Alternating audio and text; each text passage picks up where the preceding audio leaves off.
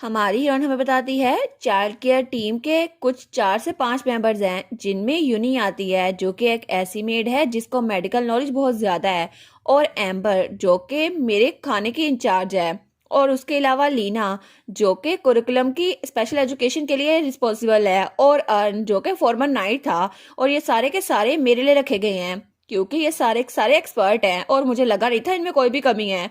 लेकिन तब वो अगले दिन उठती है तो वो सारे के सारे उसके लिए क्लैपिंग कर रहे थे। वो कहते हैं माय लेडी आप तो सबसे ज्यादा बेस्ट हैं, आपने अपनी आंखें बिना किसी के कहे खोल ली। वो सोचती है आखिर ये सारे के सारे लोग ऐसे एक्ट क्यों कर रहे हैं। वो कहती है तुम लोग के साथ क्या मसला है, क्या तुम लोगों ने सब ने इकट्ठे कुछ अलग से खा लिया है। तो वो लोग कहते हैं यंग लेडी उन्होंने हमसे बात की, तो यूनी कहती है फाइनली। तो तीसरी तो अपने आंसू साफ करने लग जाती है। वो कहती है उन्होंने फाइनली हमसे बात की। तो हमारी हीरोइन सोचती है सारे के सारे इकट्ठे पागल तो नहीं हो गए। तो वो उनको दूर हटाते हुए कहती है मैं पढ़ना चाहती हूँ, तुम सबके सब यहाँ चले जाओ। तो वो गार्ड कहता है इसकी कोई जरूरत नहीं है, आप हमेशा पढ़ नहीं सकती, आपको तो बाहर निकलना होगा, आपको दुनिया देखनी होगी। तो हमारी हीरोइन कहती है मैं बाहर नहीं जाना चाहती। वो कहता है लेकिन क्यों नहीं। तो हमारी हीरोइन कहती है क्योंकि बस मुझे बाहर नहीं जाना। तो तब वो मेड कहती है प्लीज आप सारा का सारा वक्त यहीं पे गुजारती है ना, थोड़ा सा बाहर घूम आए, क्या पता आपको अच्छा लगे, है ना, आप गार्डन तक तो जा ही सकती है ना। और हमारी सेंटिमेंट्स आप तो उसको ठुकरा रही है ना, हमें लगता है कि आपके लिए हमें अपना बेहतर वर्जन बनाना पड़ेगा। तभी पीछे से मेहन आता है। वो कहता है आखिर यहाँ पर हो क्या रहा है। तो वो मेड डर जाती है। वो कहती है लॉर्ड मेहन यू सी हम तो बस लेडी के थोड़ा क्लोज होने की कोशिश करे थे। तो मेहन कहता है श्योरली तुम लोग यंग लेडी को बॉदर करने की कोशिश तो नहीं कर रहे थे। और वो कहता है वो पहले ही रिकवरी के स्टेज में है तो उनको ऐसा तंग मत करो। लेकिन तभी हमारी हीरोइन मेहन को बुलाती है। वो कहती है मोम, और तब तो वो बड़े प्यार से उसको बुला रही थी। तो सारे के सारे वहां पर बिल्कुल खामोश हो गए थे। तो मेहन कहता है हाँ क्या हुआ। तो सारे के सारे उनका तो मुंह खुला का खुला रह गया था। वो कहते हैं क्या मोम। तो तब वो बाहर निकल आए थे। वो कहते हैं हमें पता था लेडी एरिनल वो तो लॉर्ड मेहन और हिज ग्रेस की बेटी है, हमें लगा ही था ये रूमर्स ये तो सच होंगी। लेकिन बहुत अरसे पहले ये रूमर्स भुला दी गई थी क्योंकि सबको लगा था ये बहुत ज्यादा रिडिकुलस है। तो दूसरा कहता है हाँ हाँ अगर हम इस बारे में सोचे ना तो यंग लेडी और लॉर्ड मेहन एक जैसे हैं, तो मुझे लगता है वो उनकी मोम ही होंगे। तो मेहन कहता है बकवास करना बंद करोगे, ये बात कोई सेंस नहीं बनाती। और यंग लेडी उनको बस अपनी मोम की याद आ रही थी इसलिए उन्होंने मुझे मोम कहना शुरू कर दिया। तो मेड लीना कहती है इसका ये मतलब तो नहीं आपने उनको अपनी मॉम कहने के लिए कहा, लेकिन क्या आप फैमिली के एसेट चुराना चाहते हैं। तो मेहन कहता है क्या तुम भूल गई हो कि सारे एसेट्स मैं ही मैनेज करता हूँ। वो कहती है मुझे माफ कर दे। तो मेहन जाते हुए कहता है मेक श्योर करो कैसे दोबारा कभी ना हो। वो कहती है जी। लेकिन दूसरी मेड कहती है हम तो बस यही चाहते थे कि हम भी लेडी के करीब हो जाएं, लेकिन लॉर्ड मेहन बस आप ही उनके करीब हैं, हम सच में चाहते हैं कि हम यंग लेडी के साथ रहें। तो मेहन कहता है फिर ये तुम लोग का मसला है, खुद से सोल्व करो, मुझे क्यों इसमें घसीट रहे हो, और इसकी रिस्पॉन्सिबिलिटी तुम लोग खुद लेनी होगी, इसलिए चीजें मेरे लिए मुश्किल ना करो। तो सारे के सारे वहां खामोश हो गए थे। वो कहते हैं जी सर। लेकिन तब वो बटलर कहता है लॉर्ड मेहन आप तो पहले ही उनके साथ अच्छे से रह रहे हैं, लेकिन क्या इससे हमारी फीलिंग्स हट नहीं होंगी, आपको बिल्कुल फिक्र नहीं है। तो दूसरी मेट कहती है मुझे भी यंग लेडी के करीब होना है। तो तीसरी कहती है माय लेडी मुझे भी। लेकिन मेहन अपने ऑफिस में आ गया था। वो सोचता है आखिर ये सारे के सारे ऐसी हरकतें क्यों कर रहे हैं, और मैं तो इनको फायर भी नहीं कर सकता क्योंकि ये लोग बहुत ज्यादा ट्रस्टवर्दी लोग हैं। और जैसे ही यंग लेडी रिकवर हुई ना, मैंने सबसे पहला काम यही किया कि मेंशन से वो सब लोगों को डिसमिस कर दिया जो कि लेडी के लिए बिल्कुल भी सेफ नहीं थे। और मैं तो इंटरनल सिक्योरिटी से भी काउंटलेस टाइम गुजरा हूँ ताकि लेडी के लिए दिन अच्छे हो जाए। तो तब वो अपना सर पकड़ लेता है। वो कहता है मैं तो बहुत ज्यादा थक गया हूँ, अगर ये सब कुछ शुरू ना होता, मेरा मतलब है कि सच में मेरे सुपीरियर यहाँ पे होते ना ड्यूक, तो अच्छा होता। लेकिन मैंने तो पिछली बार जो कॉल की थी ना अपना सारा का सारा गुस्सा निकाल दिया था, फिर भी मुझे अभी भी गुस्सा आ रहा है। और वो मैसेज जो उसने भेजा था ना उसका रिप्लाई थोड़ी देर में ही वापस आ गया था, और उसमें लिखा था क्या तुम फायर होना चाहते हो तुम बास्टर्ड। और मेहर ने रिप्लाई लिखा था अगर आप मुझे फायर करने वाले हैं ना तो मैं खुद ही रिटायर हो जाऊंगा।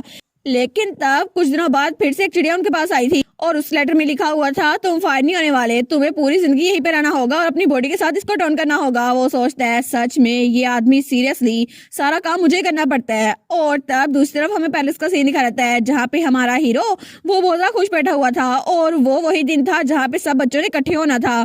तो तब वो तो गुनगुना रहा था। तो कोई कहता है हिज हाइनेस तो आज अच्छे मूड में लग रहे हैं ना, वो तो पहले जरा अच्छे लग रहे हैं। तो तब हमारा हीरो पैसियन वो तो दरवाजे की तरफ देख रहा था। वो सोचता है वो अभी आती होगी, है ना, अभी आती होगी। लेकिन वहां पर कोई और बच्ची आई थी। वो कहती है योर हाइनेस क्या आप मेरा इंतजार कर रहे थे। तो वो कहता है नहीं। तो तब वो सोचते हैं यहाँ पे तो कदमों की आवाज थोड़ी आहिस्ता लग रही है ना, क्या पता है ना लो, लेकिन इस बार भी वो नहीं है। और वो सोचते हैं कि सच में आज फिर नहीं वो आने वाली, मुझे लगा था आज वो आएगी, लेकिन मैं तो उससे मिलना चाहता हूँ ना। तो तभी दरवाजे की तरफ देखते हैं तो वहाँ पे हमारी हीरोइन आ रही थी और बहुत ज्यादा प्यारी लग रही थी। वो तो बड़ा खुश हो गया था। वो कहते हैं एरिनल, तो जल्दी से भाग के उसके पास आता है। वो कहता है तुम आ गई। तो हमारी हीरोइन सोचती है आखिर ये किस तरह का बच्चा है, आखिर इसको मेरे आने से इतनी खुशी क्यों हुई है। तो तब उसने उसके सामने कुकीज रख दी थी। वो कहता है इसको भी टेस्ट करो ना, इसको भी टेस्ट करो, सारी बहुत ज्यादा यम्मी है। वो सोचती है आखिर ये सारी चीजें मुझे क्यों खिलाई जा रहा है और चीजें ऐसी क्यों हो गई हैं। मैं तो बस अपने घर से भाग रही थी जहाँ पे चाइल्ड केयर टीम वो मुझे तंग किए जा रही थी, लेकिन मुझे यहाँ पर भी बिल्कुल भी सुकून नहीं मिल रहा। और यहाँ पर तो इस दुनिया में नेटफ्लिक्स भी नहीं है और ना ही मैं वेबटून या वेब नॉवेल्स पढ़ सकती हूँ। इसलिए ये जो स्टोरी मेरे सामने चल रही है ना, मैं तो चाहती थी कि इस फैंटेसी वर्ल्ड में आकर ना अपनी फ्रंट रो में ये ड्रामा देखूं, लेकिन आखिर ये एरिनल के बारे में ऐसा क्यों सोच रहा है, इतना ध्यान क्यों दे रहा है और ये क्राउन प्रिंस सारा ध्यान मुझ पे क्यों दी जा रहा है। लेकिन तब क्राउन प्रिंस कहता है क्या तुम इसको नहीं खाने वाली, ये मजेदार है। वो कहती है नहीं नहीं, मैं इतना नहीं खा सकूंगी। वो सोचती है अगर एक और बार ली ना बस मैं तो खा खा के थक जाऊंगी, मेरा पेट बाहर निकल आएगा। लेकिन वो कहती है योर हाइनेस, आपने तब से कुछ नहीं खाया, प्लीज आप भी खाएं। वो कहता है एरिनल तुम तो बिल्कुल एक एंजल हो ना। वो सोचती है बिल्कुल नहीं, मैं एंजल नहीं हूँ। वो कहता है ठीक है मैं इसको खाने वाला हूँ क्योंकि एरिनल ये मुझे दिया है, ठीक है। वो कहती है जी जी प्लीज और खाइए। तो तब वो तो आराम से खाई जा रहा था। वो कहता है वो इसने मुझे दिया है। तो हमारी सोचती है सच में पैसन तो बिल्कुल सिंपल माइंडेड है। लेकिन तब थोड़ी देर बाद वो कोई बुक पढ़ रही थी तो तब पैसन कहता है तुमने तो ये वाले अल्फाबेट भी सीख ली है सच्ची। वो कहती है वेल, वो सोचती है मैं इस दुनिया में रिइंकार्नेट हुई हूँ ना, तो शायद इसी वजह से मेमोरी मेरे पास है। वो कहती है मैंने बहुत ज्यादा पढ़ाई की थी। तो प्रिंस कहता है तुम तो बहुत ज्यादा अमेजिंग हो ना। तो हमारी कहती है आप भी ये कर सकते हैं योर हाइनेस। तो तब पीछे से कुछ बच्चे उनको देख रहे थे। उनमें से एक बच्चा कहता है एरिनल क्या तुम इसको जानती हो। तो दो बच्चियां और बातें कर रही थी। वो कहती है आखिर ये है कौन और हिज हाइनेस के साथ क्यों बैठी हुई है और इसके साथ मसला क्या है। तो हमारी हम सोचती है इन सबको मेरे खिलाफ बातें करते सुनकर ना मुझे सच में याद आ रही है कि क्राउन प्रिंस कितना सारा फेमस है और मैं सच में नहीं चाहती कि मैं इसके साथ रहूं, लेकिन ये क्राउन प्रिंस खुद ही मेरे साथ बैठा हुआ है और ये जितना मर्जी गुफी पपी बनता रहे ना मेरे सामने, फिर भी ये असल में एक मेल लीडी है। लेकिन वो सोचती है पता नहीं होता क्या सोच रहा था, लेकिन ऑनेस्टली पैसियन वो तो रेयर टाइप है मेल लीड में, जो कि बिल्कुल पागल भी नहीं है, रिग्रेटफुल भी नहीं है और ओवर कॉन्फिडेंट भी नहीं है। और ये मेल लीड ये तो सच में बहुत ही ज्यादा अच्छा लग रहा है, लेकिन अगली स्टोरी में तो अच्छा ही होगा। और तब अपनी बुक पढ़ी थी। वो सोचती है श्योरली मेरे यहाँ पर आने की वजह से कोई प्लॉट ट्विस्ट तो नहीं आ जाएगा ना, क्या पता कोई आ जाए। नहीं नहीं, मुझे इस बारे में नहीं सोच रही है, मुझे इसके साथ इन्वॉल्व भी नहीं करना। तो तब प्रिंस कहता है बाय द वे एरिनल। वो कहती है हाँ। तो प्रिंस कहता है तुम प्लीज मुझे मेरे नाम से बुलाओ, मेरा नाम पैसियन है। तो वो उसकी तरफ देखती है। वो कहती है क्या।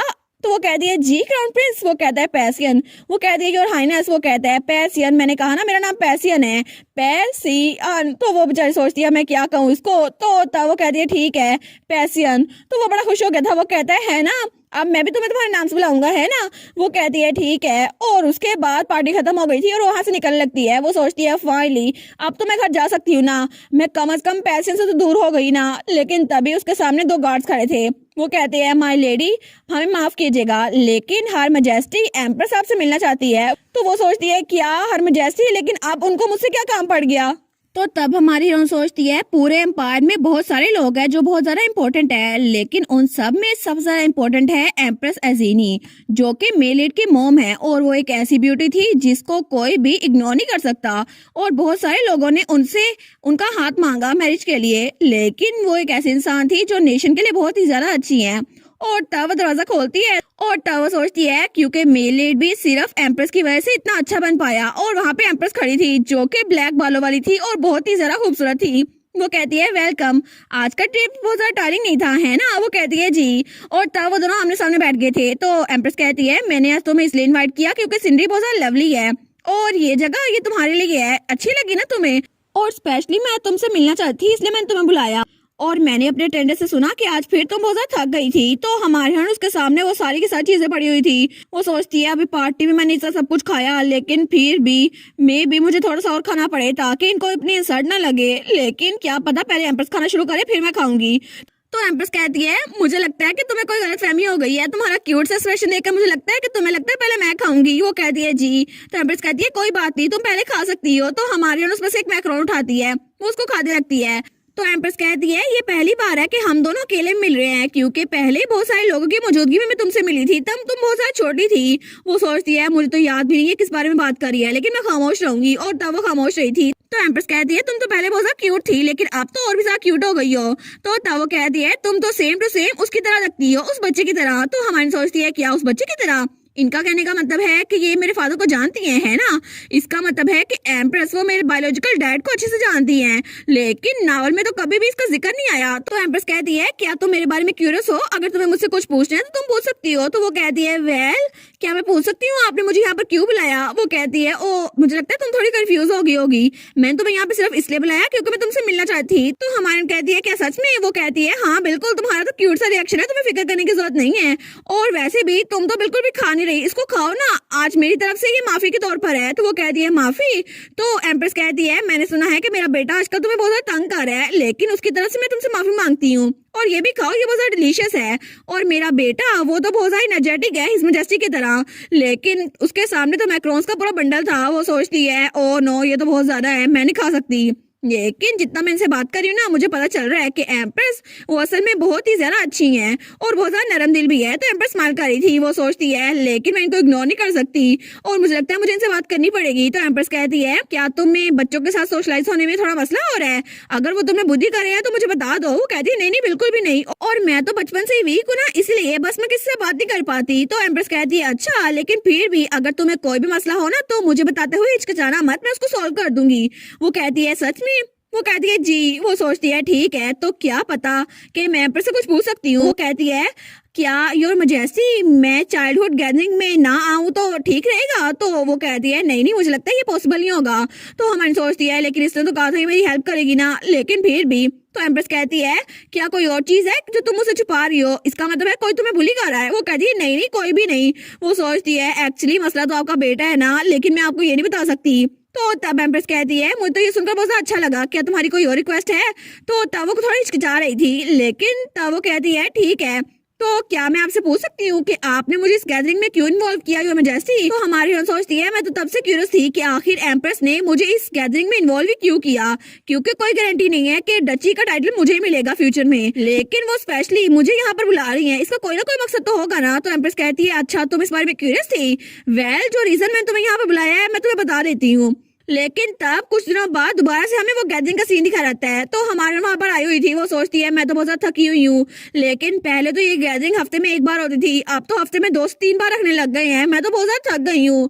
और वो क्राउन प्रिंस मेरी जान नहीं छोड़ता। वो कहता है एरिनल एरिनल देखो ना मैं क्या लेके आया हूँ। वो सोचती है वो अपना मुंह बंद करे ना तो कितना सा अच्छा लगेगा, लेकिन तब वहां से जा रही थी। वो सोचती है मुझे लगा था कि मैं फ्रंट रो में बैठ के ये सारा ड्रामा देखूंगी, लेकिन फिर भी ये मुझे तंग किया रखता है, मुझे बहुत अनोइंग लगता है, और इसके अलावा मैं तो इस गैदरिंग से बच भी नहीं सकती। मैंने एम्प्रेस से कहा था, उन्होंने मना कर दिया, और उन्होंने कहा जो रीजन मैंने तुम्हें यहाँ पर बुलाया है ना वो एक सीक्रेट है।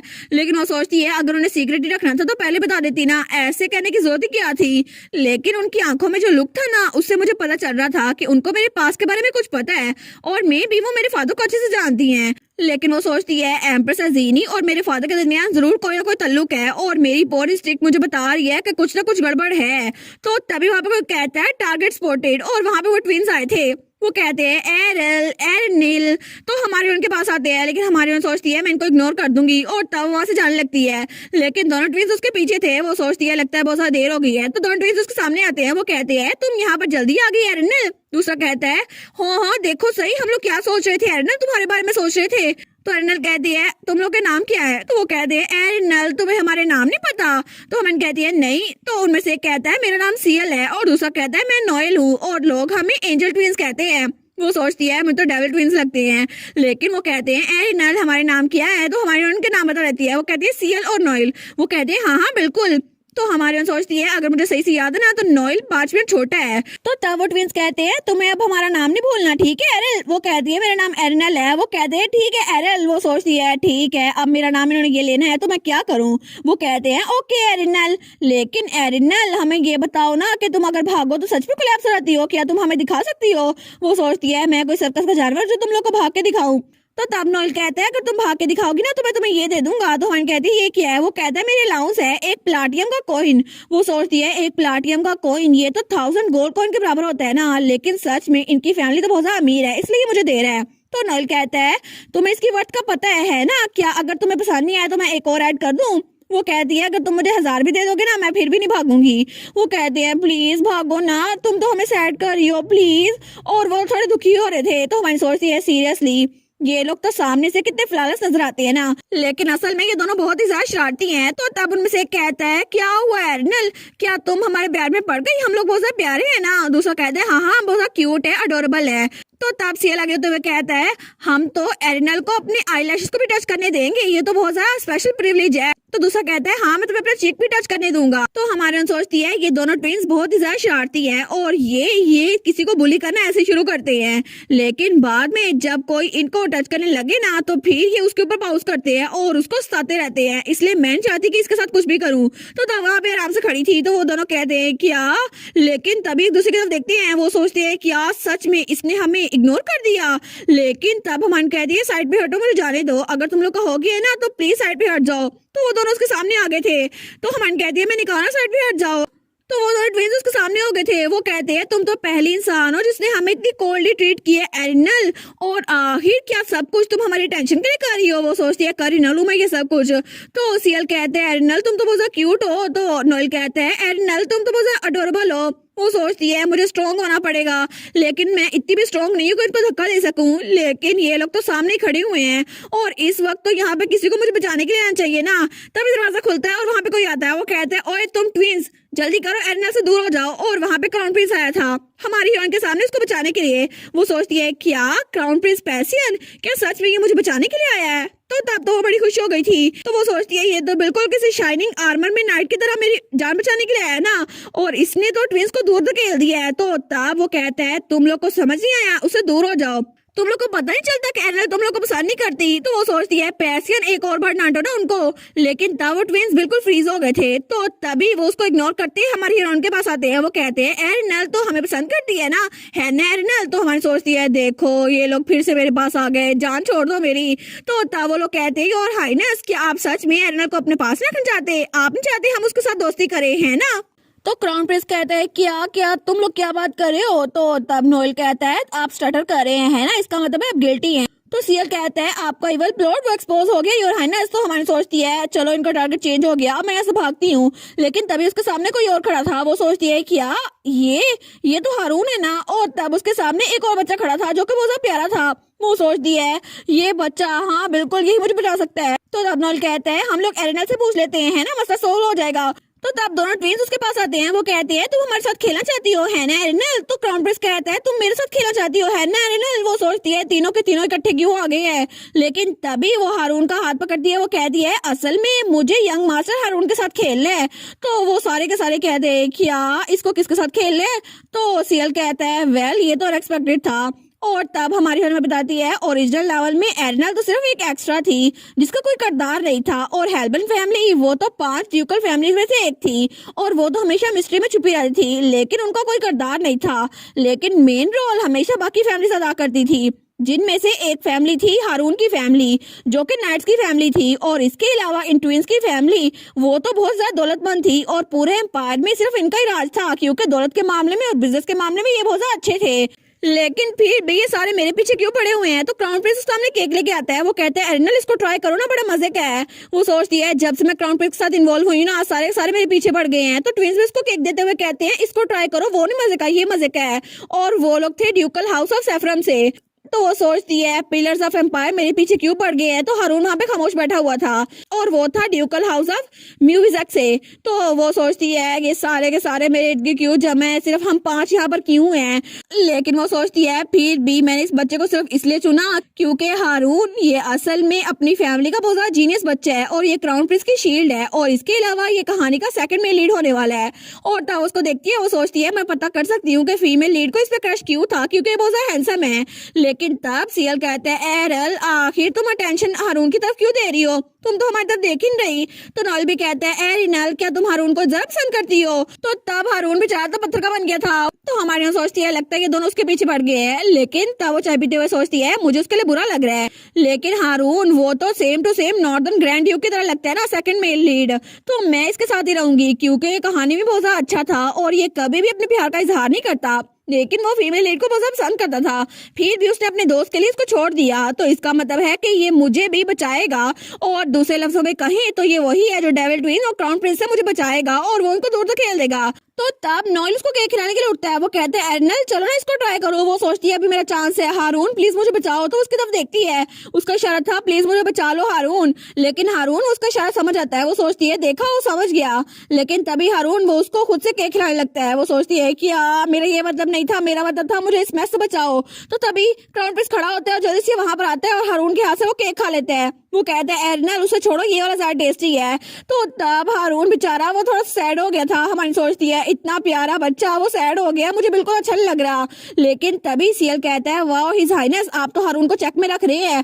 तो नॉइल भी कहता है मैंने भी देखा। तो तब वो लोग लड़ने लगे थे। तो हमारी सोचती है आखिर ये लोग मेरे पीछे क्यों नहीं छोड़ते।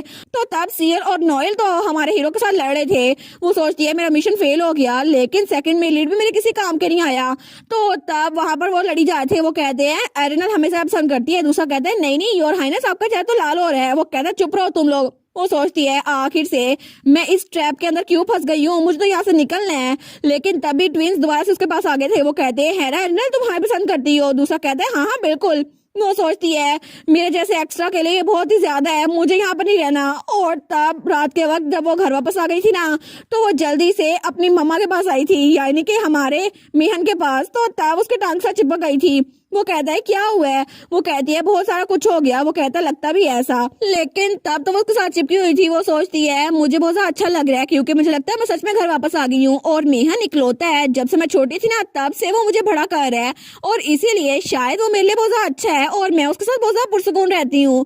तो तब उसको कहती है मोम क्या आप मुझे गले लगा सकते हैं। तो तब वो सोचता है ओहो मोम ये सुनने की आदत डालनी पड़ेगी मुझे, लेकिन तभी उसको उठा लेता है, उसको गले लगा लेता है और कितने क्यूट लग रहे थे ना।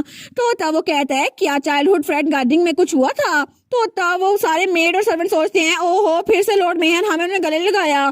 तो हमारी सोचती है हाँ बहुत कुछ हुआ था। वो क्राउन प्रिंस और वो दोनों ट्विंस बहुत बड़ी परेशानी थे, लेकिन हारून तो बिल्कुल हेल्पफुल नहीं था। वो सोचती है मैं इसको बताना तो चाहती हूँ लेकिन ये इतना भी सीरियस नहीं है।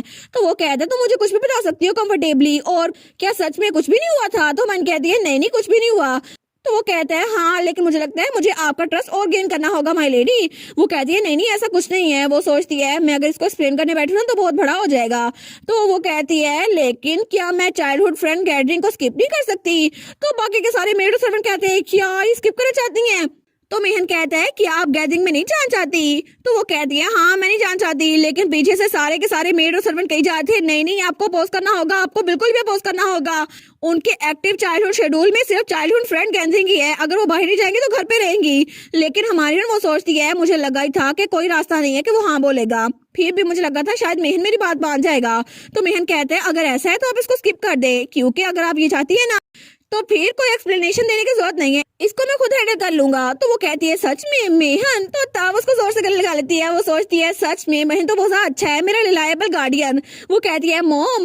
तो तब वो तो बड़ा खुश था। वो सोचता है इन्होंने मुझे फिर से मोम कहा, लेकिन पीछे से वो मेड्स बिल्कुल भी खुश नहीं थी। वो सोचती है क्या। तो तब वो मेड्स और वो बटलर कहता है अगर ऐसे चलता रहा ना तो लॉर्ड मेहन वो लेडी को अपने पास ही रखेंगे और हम इसको अलाउ नहीं कर सकते। तो लीना कहती है ये टाइम हो गया है कि हम उनको बताएं चाइल्ड केयर टीम क्या कर सकती है, हम इनको बिल्कुल अलाउ नहीं करेंगे कि ये लेडी को सिर्फ अपने पास रखें। तो तब वो तो बड़े गुस्से में आए हुए थे। वो कहते हैं ठीक है चाइल्ड केयर टीम हम प्रोफेशनलिज्म से काम लेंगे और ये सब को सिर्फ हम इसलिए करेंगे ताकि हम लेडी का फेवर अपनी तरफ कर सके। और तब वो सारे के सारे बहुत पुरजोश थे, जैसे अभी की अभी हमारी एडलर उन सबकी तारीफ कर देगी और उन सबको अपनी फैमिली मान लेगी।